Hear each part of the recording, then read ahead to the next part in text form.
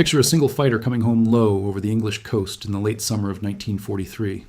The engine is running rough, coughing, throwing oil back across a windscreen the pilot can barely see through. One whole cylinder has been shot clean off the front of the motor. The fabric of the rudder is gone. There are more than 200 bullet holes in the airframe and the marks of 21 cannon strikes, each one a 20mm shell that was meant to kill the man in the cockpit. By every rule of engineering, that airplane should be a smoking hole in a Kent field. Instead, it settles onto the grass, rolls to a stop, and the pilot climbs out and walks away. That airplane was a Republic P-47 Thunderbolt. And that scene, or something close to it, happened again and again across 2 years of war, over France, over the Low Countries, over Germany itself. Men flew that machine into the worst the Luftwaffe and the German flak batteries could throw at them, and the machine kept bringing them back. The men who flew it gave it a name that had nothing to do with thunder or lightning or any of the marketing. They called it the Jug. Big, heavy, ugly, and almost impossible to kill. Now picture the airplane you actually think of when someone says the words American fighter of World War II. It is sleek. It is beautiful. It has lines that still look modern 80 years later and a growl from a Rolls-Royce designed engine that men who heard it never forgot. That is the North American P-51 Mustang, and it earned every bit of its fame. It was the airplane that finally escorted the bombers all the way to Berlin and back. It was the airplane that broke the back of the German fighter force in the spring of 1944. When people make movies, when they paint the nose art on the posters, when they roll a restored warbird out onto the flight line at an air show, 9 times out of 10, it is a Mustang. So here's the question I want to sit with for the next 40 minutes, because I think the honest answer is more interesting than the legend. If the Mustang was so clearly the better airplane, why did the airplane that got the glory die more often than the airplane that did the dirty work? Because that is what the record shows. The Thunderbolt did the deadliest job in the entire air war, low-level attacks straight into the guns, and it still brought a higher percentage of its pilots home than the Mustang did. The Mustang got the parade, the Thunderbolt got the men back to their bunks, and almost nobody talks about it. This is not going to be one of those tired arguments where I tell you one airplane was good and the other was bad. Both of these fighters were superb. Both were war winners. What I want to do is tell you the part of the story that got buried under the Mustang's reputation, and I want to be straight with you about the numbers, including the ones that get exaggerated on other channels, because you have heard the big round figures. You have heard that the Thunderbolt destroyed thousands of tanks. Some of that is true. Some of it is wartime bragging that later historians took apart, and I am going to tell you which is which, because you deserve that, and because I would rather lose an argument than repeat a myth. If you are finding this valuable, subscribing genuinely helps. It tells the algorithm that this kind of deep research is worth showing to more people, and it is the single biggest thing you can do to keep this channel going. Now back to the two airplanes, because to understand why they ended up doing such different jobs, you have to understand how differently they were born. The Thunderbolt came out of the mind of a man named Alexander Kartveli, a Georgian émigré, born in the old Russian Empire, who came to America and became the chief designer at Republic Aviation on Long Island. Kartveli did not set out to build the heaviest single-engine fighter in the world. He set out to build an airplane around one specific idea, and that idea was high altitude. The United States Army Air Forces wanted a fighter that could fight up where the bombers flew, in the thin, cold air above 30,000 feet. And to do that, you needed a supercharger, a way to cram enough oxygen into the engine to make power where there almost was none. Kartveli's answer was the Pratt & Whitney R 2800, an 18-cylinder air-cooled radial known as the Double Wasp, a motor that made around 2,000 horsepower and would go on to power the Hellcat and the Corsair as well. But Kartveli fed that engine through an enormous turbo supercharger mounted way back in the rear fuselage, with ducts running the length of the airplane to carry the exhaust back, spin the turbine, and pipe the pressurized air all the way forward again. It worked beautifully. It also meant the airplane had to be built around all that plumbing, and so the Thunderbolt grew and grew until it weighed around 10,000 pounds empty and better than 17,000 pounds fully loaded. That is roughly twice the weight of a Spitfire.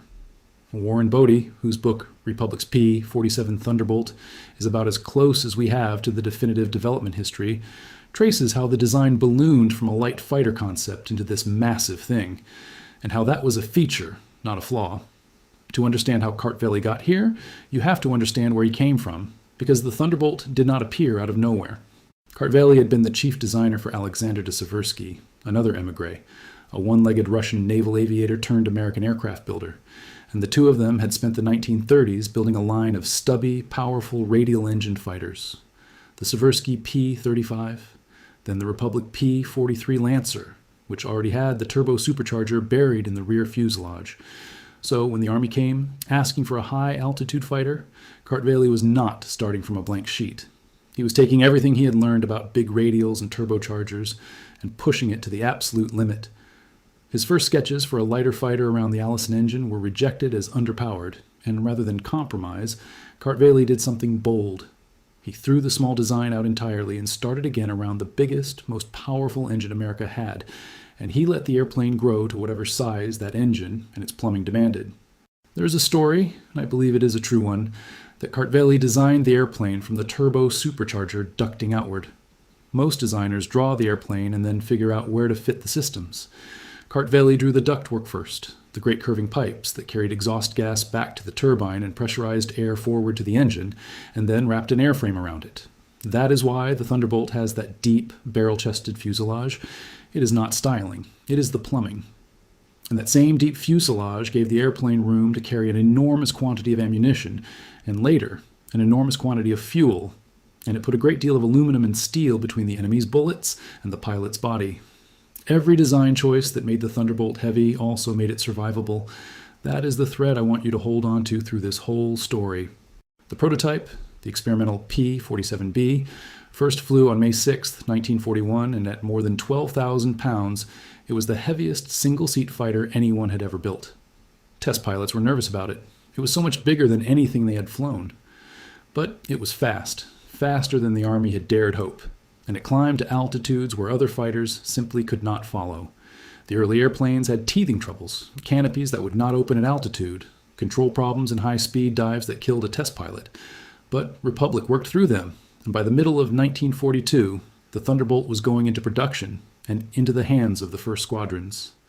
Because here is what all that size bought you. 850 caliber Browning machine guns, 4 in each wing, with something like 3,400 rounds of ammunition. That is a wall of lead. The Royal Armouries in Britain has pointed out that the Thunderbolt carried more than 1,500 rounds, more than the 6-gun Mustang did. And if you have ever seen gun camera film of a Thunderbolt firing, you understand what that meant. When those 8 guns hit something, that something came apart. The airplane could top out around 433 miles per hour, climb to a ceiling above 42,000 feet, and it could dive like nothing else in the sky. In a dive, the Thunderbolt could approach 550 miles per hour, faster than any piston fighter the Germans had. And that dive became the signature move of the men who flew it. Get above the enemy, roll over, and fall on him like an anvil. Let me spend a moment on that turbo supercharger, because it is the key to why the Thunderbolt fought the way it did, and most people skip right over it. Up high, above 30,000 feet, the air is so thin that an ordinary engine chokes. There is not enough oxygen to burn the fuel. Most fighters used a supercharger driven directly off the engine, a gear-driven blower that crammed more air into the cylinders, and that worked reasonably well up to a point. But Kartveli's airplane used exhaust gas, the hot gas that would otherwise be thrown away out the pipes, to spin a turbine wheel at tremendous speed, and that turbine drove the compressor. It is the same basic principle as the turbocharger in a modern car. It let the Thunderbolt make near sea-level power at altitudes where other fighters were wheezing. That is why the airplane could fight at 40,000 feet, higher than almost anything the Germans could send up to meet it, and why it owned the top of the sky. And that altitude advantage fed directly into the tactic that made the Thunderbolt lethal, the dive. Because the airplane was so heavy, and because it could start from so high, it could build up speed in a dive that no lighter airplane could match or escape. A German pilot's instinct, when a Thunderbolt fell on him, was to flip over and dive away, because diving away had saved him from Spitfires for years. Against the Thunderbolt that was suicide, the Jug would simply follow him down, gaining, and the 8 guns would do the rest. Robert Johnson wrote after the war that he learned to love the dive, that he would take his Thunderbolt up as high as it would go and wait, and when the enemy appeared below him, he would push over and let all that weight become a weapon. The very thing that critics pointed at, the airplane's bulk, was in the right hands the thing that killed you. There was one problem, and it was the problem that would define the airplane's early career and hand the glory to the Mustang. The Thunderbolt, at first, could not go very far. On its internal fuel, it had a combat radius of only around 125 miles. That is nothing. That gets you to the French coast and back. And, in 1943, the bombers were not going to the French coast. They were going deep into Germany, and they were dying by the hundreds because their fighter escort had to turn back and leave them. Now turn to the Mustang, because its origin story could not be more different. The Mustang was not even an American idea to begin with. In the spring of 1940, the British Purchasing Commission came to North American Aviation and asked them to build P-40 Warhawks under license for the Royal Air Force. And the head of North American, a man named Dutch Kindleberger, made a bold counteroffer. He said, "Do not make us build somebody else's mediocre airplane. Let us design you a brand new one." The British said, "Fine, but we are in a hurry. There's a war on." And North American rolled out the prototype of a wholly new fighter astonishingly fast. In something like 100 and some days, though the exact count gets argued about, and the airplane sat there for a while without an engine. It first flew on October 26, 1940. What North American built was aerodynamically ahead of its time. It had what is called a laminar flow wing, a wing shape designed so the air stayed smooth and attached across more of its surface, cutting drag. It had a clever belly-mounted radiator that actually recovered a little thrust from the hot air it expelled, an effect engineers call the Meredith effect. It was clean, it was fast, and it was efficient, which meant it could carry its fuel a long, long way. On paper, it was a giant killer. And in reality, at first, it was a disappointment, because the engine was wrong. The early Mustangs used an Allison V12, and the Allison, without a good high-altitude supercharger, ran out of breath up high. Down low, the airplane was superb. The British used those early Mustangs for low-level reconnaissance and ground attack, and they liked them fine for that. But as a high-altitude fighter, the thing that would let it escort bombers, the early Mustang was a letdown. It had the perfect airframe and the wrong heart. The fix is one of the great what-if moments of the war, and it came from a test pilot. A Rolls-Royce test pilot named Ronald Harker flew the Mustang in 1942 and said, in effect, "This airframe is wonderful. Put a Merlin in it." The Merlin was the Rolls-Royce engine that powered the Spitfire, and crucially, it had a superb two-stage supercharger that made power high up where the Allison gasped. They tried it, and the results were not an improvement. They were a transformation. Where the Allison Mustang took better than 9 minutes to claw up to 20,000 feet, the Merlin Mustang got there in under 6. The top speed jumped by something like 50 miles per hour at altitude. Suddenly, this efficient, long-legged airframe had an engine that could fight at the top of the sky. The Americans licensed built the Merlin themselves, Packard made it under license, and the marriage of that engine to that airframe produced the P-51B, and then the definitive bubble canopy P-51D. And it is no exaggeration to say it changed the war. The Truman Committee, the Senate committee watching over war production, called it the most aerodynamically perfect pursuit plane in existence. I think the more important number is the range. The Merlin Mustang, with drop tanks, had a combat radius that reached past Berlin, better than 550 miles from its bases in England. Think about that. This fighter could now go farther than the B-17 bomber it was protecting. The escort problem that had been killing bomber crews for a year and a half was quite suddenly solved. There's a piece of the range story that deserves more than a passing mention, because it was not just the airframe and the engine, it was the fuel. The Mustang carried fuel in its wings, and then the engineers did something clever and slightly dangerous. They put an 85-gallon tank in the fuselage, behind the pilot. That extra fuel is what pushed the airplane's reach to Berlin and beyond. But it came at a cost. With that rear tank full, the Mustang's center of gravity moved so far back that the airplane was genuinely unstable, twitchy, hard to fly, and harder to fight. So the procedure was to burn the fuselage tank down first, early in the flight, before enemy contact, and only then switch to the wing tanks and the drop tanks.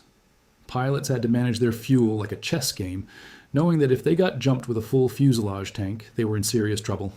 That is the kind of detail that never makes the legend, but it is the reality of what those men were juggling in the cockpit while also trying to stay alive. And there was a command decision that turned the Mustang from a good escort into a war-winning one. For a long time, the doctrine of the 8th Air Force was that the fighters must stay close to the bombers, glued to the formation, never leaving the bomber stream to chase the enemy. It felt protective. It was actually a mistake, because it handed the initiative to the Germans, who could pick when and where to attack. Early in 1944, a new commander of the 8th Air Force, Lieutenant General James Doolittle, the same Doolittle who had led the raid on Tokyo, walked into the fighter operations room and saw a sign that read, The first duty of the 8th Air Force fighters is to bring the bombers back alive.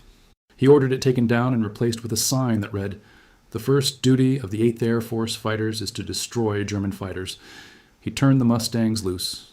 "Go find the enemy," he said. "Hunt him, chase him down, kill him on the way to his airfield, strafe him on the ground."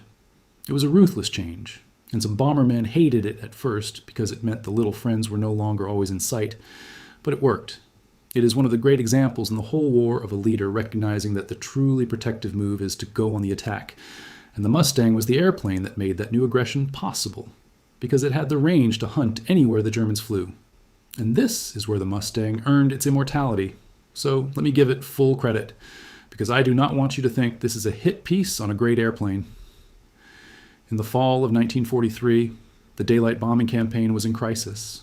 On October 14th, 1943, the second Schweinfurt raid, the one the crews called Black Thursday, 60 B-17s went down out of 291 that were sent, and around 140 more came home damaged.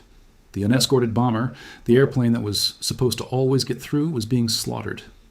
Donald Miller, in his book Masters of the Air, which a lot of you have read, does not mince words about what the Mustang meant when it arrived in numbers in early 1944.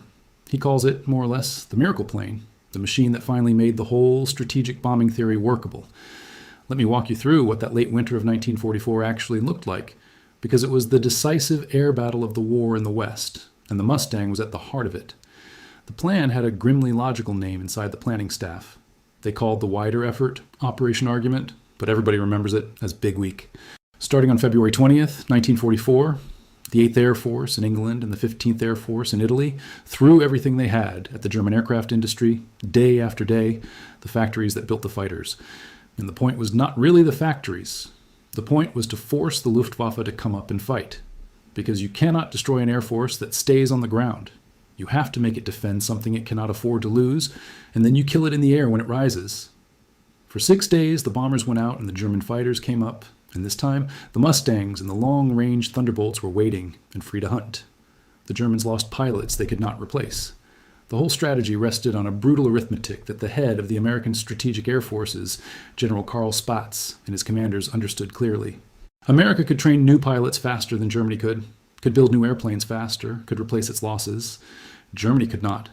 So even a battle that cost the Americans heavily was a battle the Americans won, as long as the Germans bled too, because the German blood could not be replaced.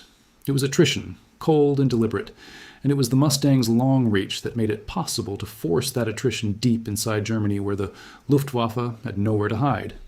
Tammy Davis Biddle, the historian, has written carefully about how this shift in 1944 broke the back of German air power. And the essential insight is that it was not one dramatic battle, but a sustained campaign of grinding the enemy down at a rate he could not sustain. By the time of the Normandy landings in June of 1944, the Luftwaffe was so beaten down that on the day of the invasion itself, the Allied soldiers on the beaches barely saw a German airplane. That is what the Mustang bought, at the cost of a great many young American pilots. Total air superiority over the invasion. It is one of the most complete victories in the history of air warfare, and the Mustang earned its share of the credit honestly. The numbers back him up. In its first 2 months of combat, the Mustang was shooting down something like 13 enemy aircraft for every 100 sorties it flew. The Thunderbolt, in the same escort role, was managing under 3. That is not because the Thunderbolt could not fight. It is because the Mustang could go where the fighting was and stay there, deep over Germany. At the exact place and time the Luftwaffe came up to attack the bombers. During the week of concentrated attacks in late February of 1944 that everybody calls Big Week, and in the brutal escort battles over Berlin that followed, the Mustang groups tore the heart out of the German fighter arm. The National World War II Museum notes that in that stretch the Americans destroyed something on the order of 17% of the Luftwaffe's experienced fighter pilots. Not their airplanes, their irreplaceable veteran pilots, in a matter of weeks. There is a line, often put in Hermann Goering's mouth, that when he saw Mustangs over Berlin, he knew the war was lost. I will be honest and tell you that quote is not solidly documented, so take it as legend rather than fact. But the sentiment was true enough. So there it is. The Mustang won the argument in the history books, and it won it fairly because it did the one thing nothing else could do. It escorted the bombers to the target and back, and by doing so, it broke the Luftwaffe. I would never take that away from it. But now I want to turn the airplane over and show you the other war, the one that did not make the movies. Because while the Mustang was up high winning glory, the Thunderbolt had found a different job, and it was a job that killed more pilots than dogfighting ever did. Because by the middle of 1944, the Thunderbolt's range problem had partly been solved too. Bigger drop tanks and a new wide-bladed propeller, often called the paddle blade prop, gave it more reach and a much better climb, closing a lot of the gap with the Mustang. But by then the strategic picture had shifted. The Mustangs were escorting, and somebody had to come down out of the safe high air and go to work on the ground, on the trains, the trucks, the bridges, the airfields, the tanks, the German army itself. That work fell, more than to any other airplane, to the Thunderbolt. After the D-Day landings in June of 1944, the 9th Air Force, the tactical air force supporting the armies, had more than a dozen Thunderbolt groups, and they became the flying artillery of the American advance across France and into Germany. It is worth stopping to think about what these two jobs felt like from inside the cockpit, because they were almost different wars. The Mustang pilot, on an escort mission, spent most of his day in extreme cold and thin air, breathing bottled oxygen through a rubber mask at heights where the temperature outside fell to 40 or 50 degrees below zero. His war was long stretches of numbing cold and boredom, scanning an enormous empty sky, and then a few minutes of screaming violence when the German fighters came in, and then, if he lived, the long, cold flight home. The danger was real, but it was concentrated. Much of the mission was simply endurance. The Thunderbolt pilot doing ground attack lived a different kind of fear. He spent his war down low, close to the earth, close enough to see the faces of the men he was attacking, and close enough for every one of those men to shoot back. There was no altitude to trade for safety, no time to recover from a mistake, and the ground came up fast if anything went wrong. Every single pass over a target meant flying through a curtain of light flak that he could see coming and could not avoid. The tracers floating up lazily and then snapping past at the last second, and knowing that one of them, any of them, might be the one. Pilots described the peculiar horror of the strafing run, the way you had to hold the airplane steady and straight while you lined up the target, which is exactly when you were most vulnerable, fighting every instinct that screamed at you to jink and dodge. You did that 4, 6, 8 times in a mission, and then you came back the next day and did it again. That was the job the Thunderbolt was asked to do, and it is why the loss rate down there was so cruel, and it is why the airplane's toughness was not a statistic to those men. It was the thin margin between a man who walked away and a man who did not. The airplane also evolved to fit that low-level war. The early Thunderbolts had a framed canopy behind a raised spine, the Razorback, which looked purposeful but left a blind spot behind the pilot. And behind you is exactly where a fighter comes to kill you. So Republic cut down the rear fuselage and fitted a clear bubble canopy, giving the pilot a view all the way around the horizon. That bubble-top Thunderbolt, the version most people picture, was a direct answer to hard combat experience. The engineers listening to the men who flew and bled and telling them, "Here, now you can see him coming." Small changes like that, multiplied across thousands of airplanes and thousands of missions, are the difference between a design that kills its own pilots and one that keeps them alive. Now I need you to understand what ground attack actually meant, because this is the emotional center of the whole story. Escorting bombers at 30,000 feet was dangerous, but ground attack was a different order of dangerous. When you come down to treetop height to strafe a column or knock out a locomotive, you fly straight into the range of every gun the Germans have. Rifles, machine guns, and worst of all, the light flak, the fast-firing 20mm and 37mm cannon that filled the low sky with steel. You cannot dodge it all. You have to fly through it, make your pass, and pray. Loss rates in the ground attack role were savage, higher than in air-to-air combat, and every pilot who did it knew the odds were grinding against him every single time he pushed the nose down. And this is exactly where the Thunderbolt's ugliness, its weight, its unglamorous air-cooled engine, turned out to be the thing that saved lives. Because think about what a bullet does to each of these two airplanes. The Mustang's Merlin is a liquid-cooled engine. It has a radiator slung in that belly scoop, and it has coolant lines carrying glycol all through it. Put one rifle round through that cooling system, and the coolant boils out, and within a few minutes, sometimes as little as 2 or 3, the engine overheats, seizes, and stops, and now you are a very expensive glider over enemy territory. The most beautiful fighter of the war could be brought down by a single lucky bullet in the wrong place. The Thunderbolt had no coolant to lose. Its double wasp was air-cooled. There was no radiator to hole, no glycol line to sever. You could shoot cylinders off the front of that engine, and I mean that literally, and it would keep hammering away on the ones that were left and carry the pilot home. That 2-ton lump of engine also sat directly in front of the pilot like a shield, soaking up hits that would have killed a man in a lighter airplane. The German ace Heinrich Baer is supposed to have said the Thunderbolt could absorb an astounding amount of lead, and whether or not he said it in those exact words, every pilot who flew the Jug knew it in his bones. Which brings us back to the man in the cold open, because that was a real pilot and a real airplane, and the full story of that day is worth telling properly. His name was Robert Johnson, a farm boy from Oklahoma, flying with the 56th Fighter Group. On June 26, 1943, early in the Thunderbolt's combat career, Johnson's formation was bounced by German fighters over France. In the confusion, Johnson took a cannon shell that set his airplane on fire and tore up the cockpit. He tried to bail out, got halfway out into the slipstream with the canopy jammed and could not get free, and then the fire died down enough that he decided to ride the crippled airplane home rather than die trying to jump. And that is when the story becomes something out of a nightmare.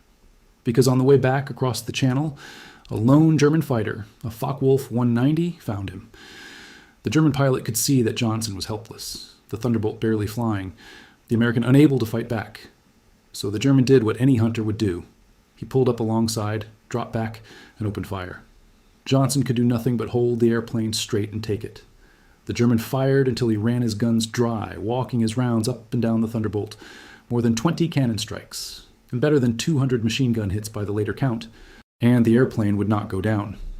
Finally, the German pulled up alongside again, close enough that Johnson could see his face, looked at this shot-to-pieces American machine that simply refused to fall, shook his head, saluted, and flew away. He was out of ammunition, and he could not believe what he was seeing. Johnson flew that wreck home and landed it. The ground crew walked around it counting the holes and could not understand how the man was alive.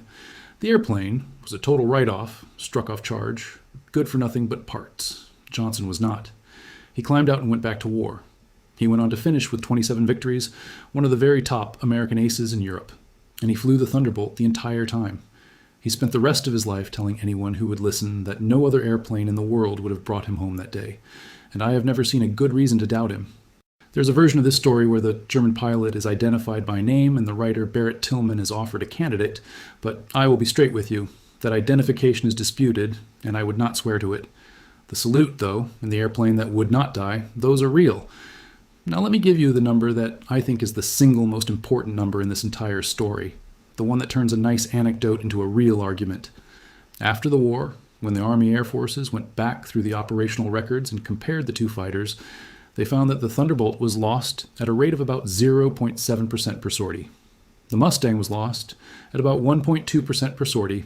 That is nearly double. And when they looked specifically at losses to ground fire, the thing that killed fighter pilots in the low-level war, the Mustang was going down at roughly 3 times the rate of the air-cooled Thunderbolt. The Smithsonian's National Air and Space Museum, describing the Thunderbolt, flatly calls that 0.7% loss rate exceptionally low. Sit with that for a second, because it is genuinely remarkable. The Thunderbolt was doing the more dangerous job. It was the one down on the flak, on the deck, attacking the ground targets that shot back from every hedgerow, and it was still losing a smaller share of its pilots than the Mustang, which spent more of its time in the cleaner air of the Escort mission.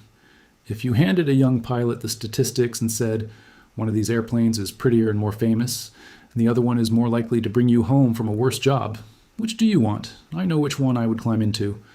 I think a lot of you know too. There's a part of the survivability story that has nothing to do with combat, and it belongs to the men who never left the ground. The air-cooled engine was easier to keep flying.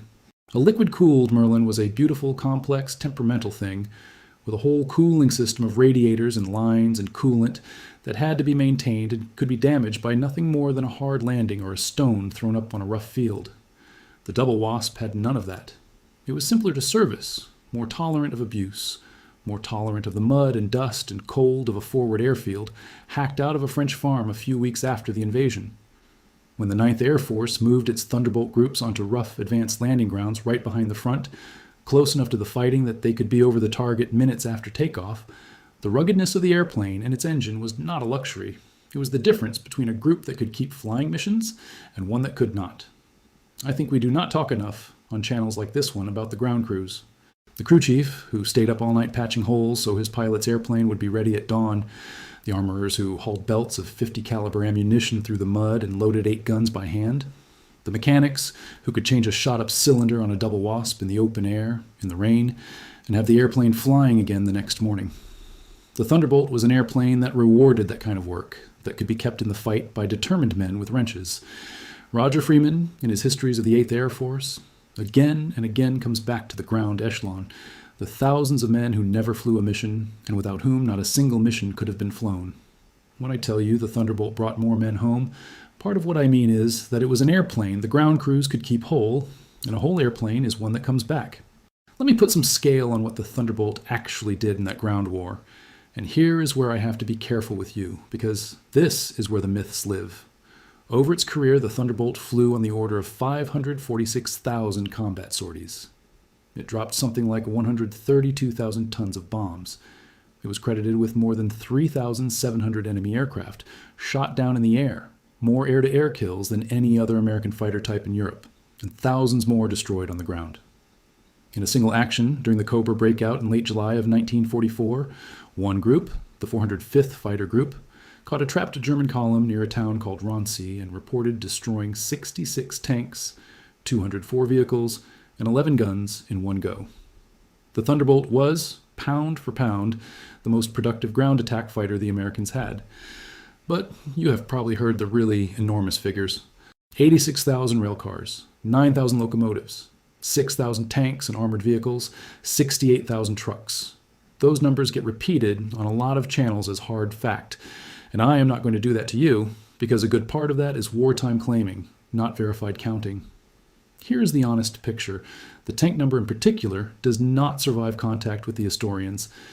Nicholas Setterling, in his heavily researched book Normandy 1944, went through the actual German records. And what he found is that fighter bombers claimed roughly 10 times more tank kills than they actually achieved. At the battle around Mortain, where Allied pilots claimed something like 250 German tanks destroyed, the post-war analysts who walked the ground found that only a handful, single digits, had actually been knocked out by air attack. Zetterling's conclusion is that across the whole Normandy campaign, aircraft destroyed no more than around 100 German tanks total. Why the huge gap? It is not that the pilots were lying. It is that from a fighter going 400 miles an hour, a truck that catches fire looks like a tank that catches fire. 2 pilots strafing the same vehicle both honestly count it, and a tank that is hit and abandoned but repairable looks destroyed from the air. It is the fog of war doing what it always does. So when I tell you the Thunderbolt was a devastating ground attack machine, I want you to believe it, and the way I earn that is by not feeding you the inflated numbers. The truth, that the Thunderbolt savaged the German transport network and made it deadly for the German army to move in daylight, is impressive enough without the exaggeration. I believe a story told straight is always stronger than a story told big, and this audience, more than any other, knows the difference. Now, I promised you a duel, and every duel needs its champions. So let me tell you about the one group of men who looked at the sleek new Mustang, the airplane everybody else was clamoring for, and said, "No, thank you. We will keep the jug." That was the 56th Fighter Group, Zemke's Wolf Pack. The 56th was the first group to take the Thunderbolt into combat, and it became the only fighter group in the entire 8th Air Force to fly the Thunderbolt from the beginning of its combat career to the very end. Every other group eventually converted to Mustangs. The 56th kept the Thunderbolt, and when they wanted more performance, they took the hot rod P-47M, and they made the airplane work. And here's the thing that ought to end every barroom argument about whether the Thunderbolt could really fight. The 56th Fighter Group, flying the airplane everyone thinks of as a ground pounder, finished the war as the top scoring fighter group in the 8th Air Force, with something like 665 aerial victories, more than any Mustang group. Roger Freeman, who wrote The Mighty Eighth, the book that half of you probably own, documented their record in detail. And it is simply not the record of an inferior fighter. The group got its edge from its leadership, and here I want to give you 2 names. The first is Hubert Zemke, Hub Zemke, the commander who built the Wolfpack's tactics. Zemke understood exactly what his airplane was good at and exactly what it was not, and he built his whole approach around it. Do not turn and burn with the lighter German fighters down low, where you give away the Thunderbolt's advantages. Stay up high, use that tremendous dive, fall on the enemy, hit hard, and zoom back up to altitude to do it again. Boom and zoom. He turned the airplane's weight from a weakness into a weapon. The tactic he devised for splitting his squadrons to cover more sky even got a name, the Zemka Fan. The second name is Francis Gabreski, Gabi Gabreski, the son of Polish immigrants from Pennsylvania, who became the top American ace in Europe with 28 aerial victories, and he scored every single one of them in a Thunderbolt. Gabreski had been skeptical of the big airplane at first, like a lot of pilots were, but he came to love what it could do, and he said flatly that the improved climb from that paddle blade propeller was the thing that saved his life more than once. When the top-scoring American fighter pilot in the European theater does all his work in the airplane you have been told was second best, you have to stop and ask whether the story you inherited is the whole story. There's a bitter irony in how both of those men's combat tours ended, and it tells you something about the war these pilots actually fought. Neither Zemka nor Gabreski was shot down in a dogfight. The airplane that everyone said could not turn, could not compete, the airplane that these two aces racked up dozens of victories in, did not fail either of them in air-to-air combat. Gabreski, with his tour finished and his bags almost literally packed to go home, went up on one last mission in July of 1944 and took his Thunderbolt down low to strafe a German airfield. On the strafing run, he flew so low that his propeller struck the ground. The bent prop forced him down. He belly landed, evaded for 5 days, and was captured, and he spent the rest of the war as a prisoner. The top American ace in Europe, brought down not by an enemy fighter, but by the deadly, unglamorous work of low-level attack, the same work that killed so many. Zemke, too, ended up a prisoner, brought down in a storm that tore a wing off his airplane in late 1944. He became the senior Allied officer in a prisoner of war camp and organized the men there. Let me give you one more name, because I do not want the enlisted men and the lesser-known pilots to vanish into the two famous aces. The 56th was full of characters. There was David Schilling, who took over leadership and finished with well over 20 victories. There was Fred Christensen, who once shot down 6 German transport airplanes in a single mission in a matter of minutes. These were young men, most of them barely into their 20s, flying an airplane that weighed as much as a small truck, and they made it dance. The record of the 56th Fighter Group, better than 660 enemy aircraft destroyed in the air, roughly 300 more on the ground, is not the record of pilots making excuses for an inferior machine. It is the record of men who understood their airplane completely and flew it exactly as it was meant to be flown, and it stands as the flat contradiction of the idea that the Thunderbolt could not fight. And the European theater was only part of the Thunderbolt's war. While the Mustang gets remembered almost entirely for Europe, the Thunderbolt went everywhere. It flew in Italy, grinding up the German supply lines in the mountains.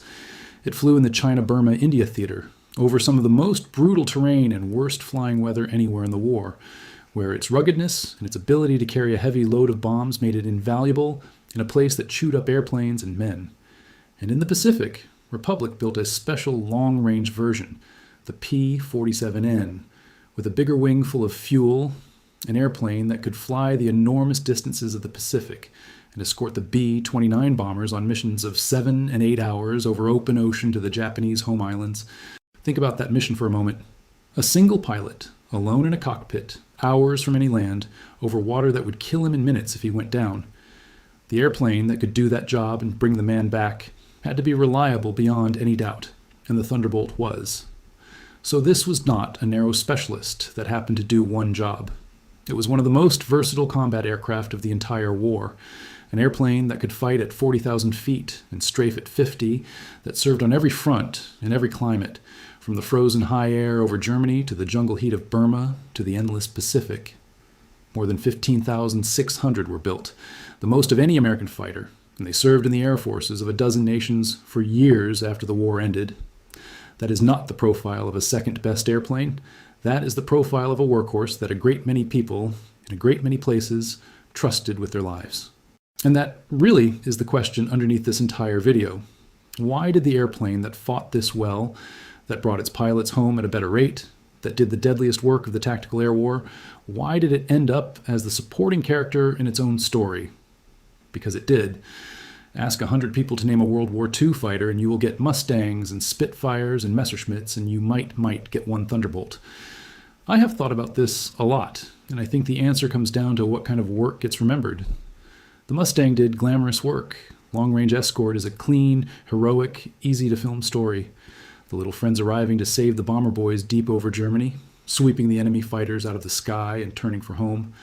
It has a beginning, a middle, and a triumphant end. It has a clear enemy and a clear victory. It photographs beautifully the clean silhouette against the contrails. And it happened at high altitude in the decisive strategic campaign that historians naturally focus on. Of course, it got the glory. It deserved a lot of it. The Thunderbolt did unglamorous work, grinding, dangerous, repetitive, low-level attack. There's no single triumphant moment in blowing up your 10,000th truck. It is just day after day of pushing the nose down into the guns, taking your losses, and doing it again tomorrow. It is the work that wins wars and never wins medals in the public imagination, because it is the work of the grind, not the duel. And I think there is something in that pattern that goes well beyond airplanes. If you have spent any time in the working world, you have watched the person who does the flashy, visible, easy-to-point-at project get promoted, while the person who quietly does the hard, essential, unglamorous work that actually holds everything together gets overlooked. The Mustang was the visible win.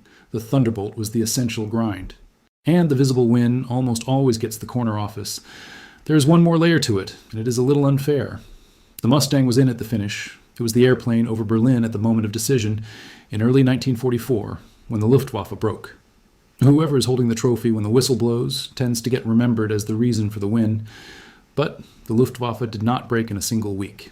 It had been bled white for a year before that, and a lot of that bleeding was done by Thunderbolts in 1943, when they were the only escort that could reach into Germany at all, and by the ground attacks that destroyed the German fighters on their own airfields and starved them of fuel and pilots. Robert Johnson himself made this argument after the war. He said the Thunderbolt had already gutted the best of the German fighter force before the Mustang ever arrived in numbers. The Mustang delivered the knockout, but the Thunderbolt had softened the jaw. So let me try to be fair to both of these magnificent airplanes, because in the end, this is not really about crowning one and burying the other. The Mustang was the better pure fighter and the better escort, full stop. Its range was a war-winning capability that nothing else possessed, and the men who flew it broke the Luftwaffe at the decisive moment. If your job was to escort bombers to Berlin, there was no substitute, and I would not pretend otherwise. Francis Dean, in his enormous technical study, America's 100,000, lays the two airplanes side by side in cold numbers, and the Mustang's efficiency and reach are simply extraordinary. But the Thunderbolt was the better fighter bomber, and I would argue the better airplane to go to war in if what you cared about was coming back. It carried more guns and more ammunition. It could take punishment that would destroy any other fighter of the war and keep flying. It did the most dangerous job in the theater and lost a smaller share of its pilots doing it. And in the hands of men like Zemke and Gabreski and Johnson, it proved it could outfight the Germans in the air, too, when it was flown to its strengths. The numbers on production tell you how much the country believed in it. The Americans built more than 15,600 Thunderbolts, more than any other American fighter of the war, more even than the Mustang, and they cost more to build too, on the order of $83,000 each against roughly $51,000 for a Mustang. That is a country voting with its factories for the airplane that got the job done and brought the men home. Here is where I land. After going back through the loss records and the unit histories for this one, I do not think the Mustang stole the Thunderbolt's glory. I think the glory went to the airplane that did the glamorous job, the way it almost always does, and the airplane that did the grinding, deadly, essential job got a quiet nod and a footnote. Both of those airplanes were flown by young men who did not care much about which one history would remember. They cared about the mission and about the man in the airplane next to them and about getting back to England alive. And when I look at the number that says the Thunderbolt brought a larger share of those young men home from a worse job than the Mustang did, I think that is a kind of glory, too. It is just not the kind that gets painted on a poster. The men who flew the Jug knew what they had. They did not need it to be pretty. They needed it to be there when the cannon shells started coming, and it was, over and over for the length of the war. The Mustang got the parades and the movies and the immortality, and it earned them. But the next time you see one of those beautiful Mustangs cutting through the sky at an air show with everyone's head turned up to watch, I want you to think about the big, ugly, unloved Thunderbolt that did the dirty work in the flak down low and carried its pilots back through damage that should have killed them and asked for none of the credit. That airplane brought more men home, and those men never forgot it, even if the rest of us did. A lot of you have personal connections to this story. Some of you had fathers or grandfathers who flew Thunderbolts or Mustangs or crewed them on the ground or worked the flight line in the mud of a forward field in France. Those stories matter, and this channel is one of the few places they still get told. If that is your family, I would like to hear about it. Drop it in the comments, tell me the group, the name, the airplane, and I will read everyone. That's the story. The sources are in the description. I'll see you in the next one.